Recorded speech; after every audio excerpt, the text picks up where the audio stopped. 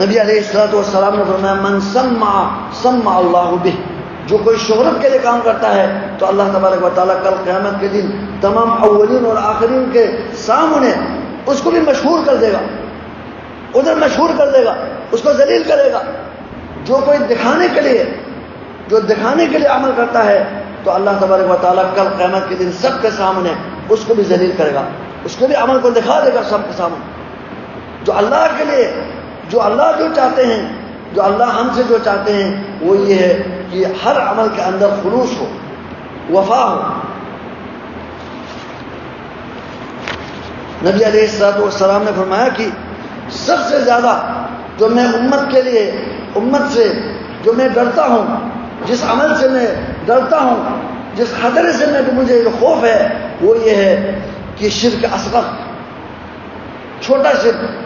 چھوٹا شرک کیا ہے؟ وہ ریا ہے۔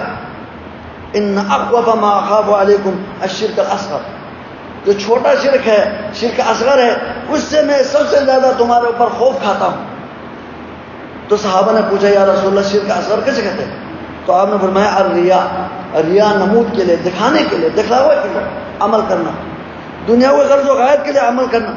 تو اللہ تبارک و تعالیٰ کل قیامت کے دن اس طرح دکھاوے کے لیے عمل کرنے والوں کے لیے اللہ تبارک و تعالیٰ فرمائیں گے کہ تم جاؤ جن کے پاس، جن کے لیے تم نے، جن کو خوش کرنے کے لیے، جن سے تعریف لینے کے لیے، جس مقصد کے لیے تم نے عمل کیا تھا، انہی لوگوں کے پاس جاؤ، ان سے جزا لو۔ تم نے تو میرے لیے تو نہیں کیا، مجھے خوش کرنے کے لیے تو نہیں کیا، انہی کے پاس چلے جاؤ، انہی سے تم جزا لے لو۔